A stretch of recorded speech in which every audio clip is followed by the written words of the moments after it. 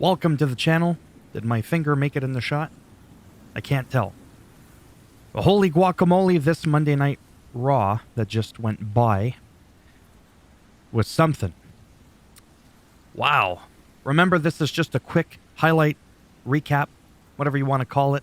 I'm still testing the waters here on my channel.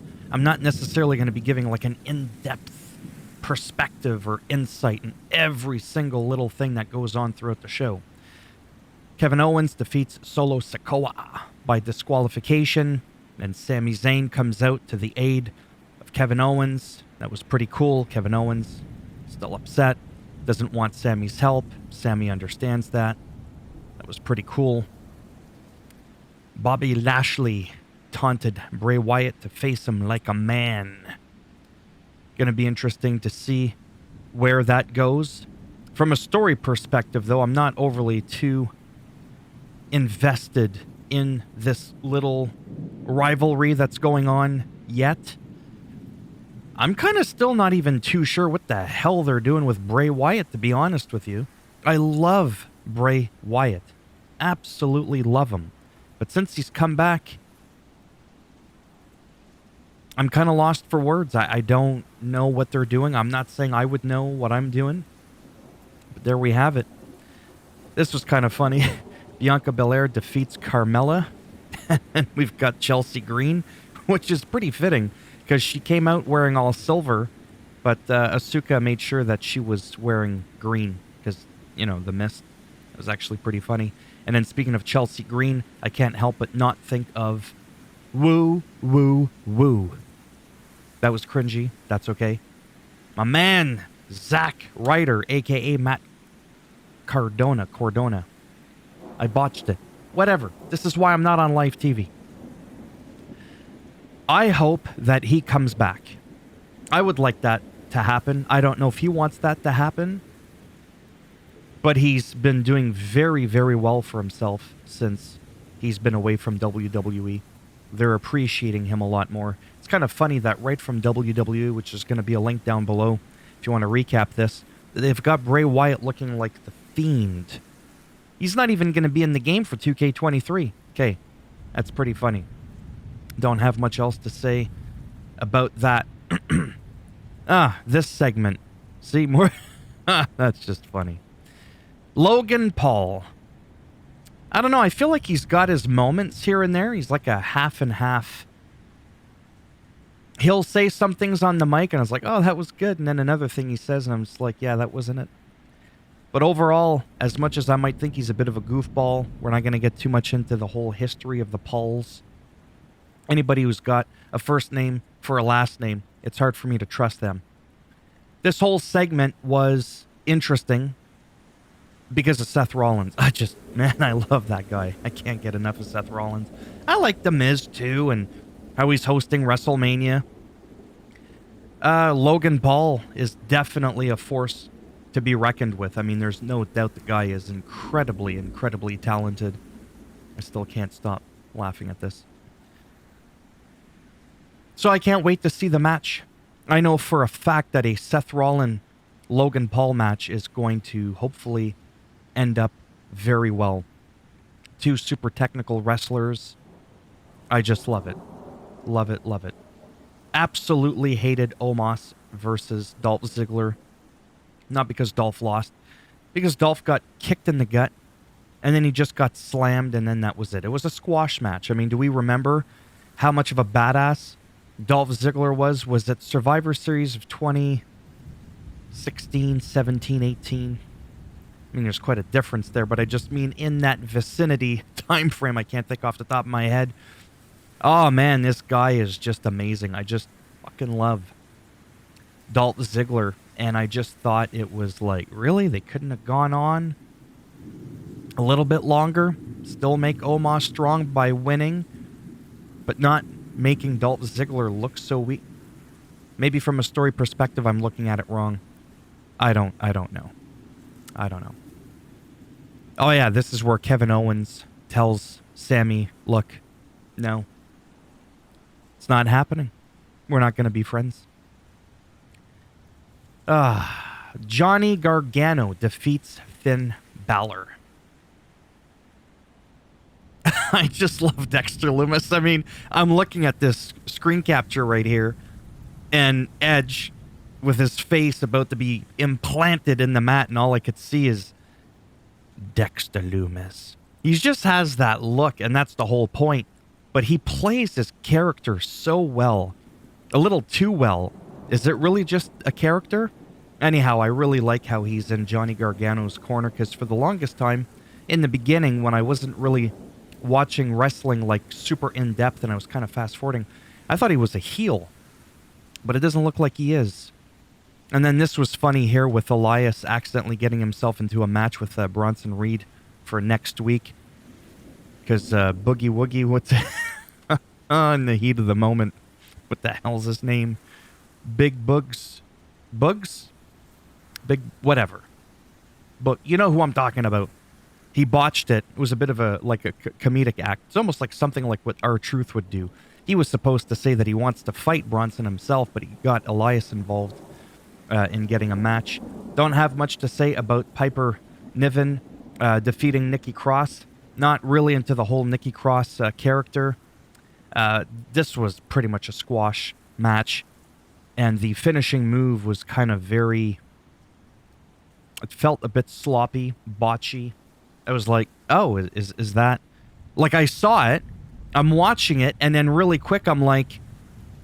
I wasn't even sure who took the impact for a moment. Like, I sneezed at the same time, and then it was just over, and I was like... I wasn't sure right there in that moment if it was Piper Niven's face that went on the mat. It just kind of... I was like, yeah, okay. Now this, I don't have too many nice things to say about this, and I'm a fan of both. I thought John Cena just nuked Austin Theory on the promo, and he wasn't even, doing his insult spiel thing with the rapping and all that, because he generally doesn't do that. I just mean he was just laying right into Austin, and Austin didn't really have much to say. I felt like, from a promo perspective on Austin's part, it's going to sound rude, but I don't sugarcoat it. It felt very generic and didn't carry a lot of weight. I feel like his title, Austin's title belt, weighs more than the weight of the conviction that he was trying to convey to John Cena. So they're going to have a match for the United States Championship at WrestleMania. That's cool. I don't know what the outcome's going to be. Then as John Cena's leaving, Cody Rhodes comes out. They share a hug. John Cena, that is, and Cody Rhodes. They have a little chat. That was very nice to see. Chad Gable again defeats, well, not again, but Chad Gable defeats Baron Corbin. And again, I got to say, man, I am just so impressed with Chad Gable. What a strong bastard he is. Unbelievable. And then Otis, of course, just cracks me up. I used to not hate, when I say I hate these guys, I'm not into the... Again, it has to be said, it's the character. It's never the people, right? You got to be able to separate that, because sometimes even on Twitter, people are like, oh, why are you hating on him or her? It's like, Kate, calm down. Don't be a Mark. Be a Peter or a Jack or anything. Just don't be a Mark. It was great. Because Baron Corbin was initiated by Maximum Male Models for Baron Corbin to take care of Chad Gable, and that didn't go according to plan. So Corbin's been on the losing streak. He hasn't been doing too well. I like Baron Corbin. I really do.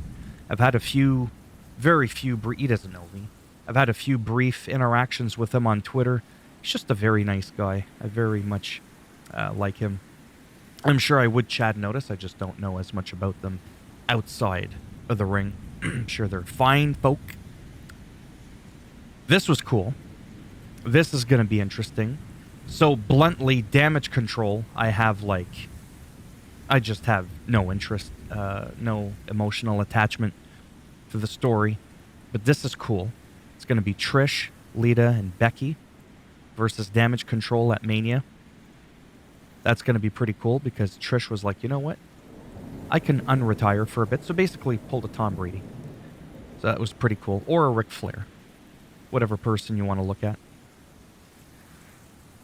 And then, oh boy. Boy, did we get the I can't even speak. Holy macaroni and cheese with the little bacon bits on top. I mean, that was a full serving right there. Jimmy comes down, or Jay,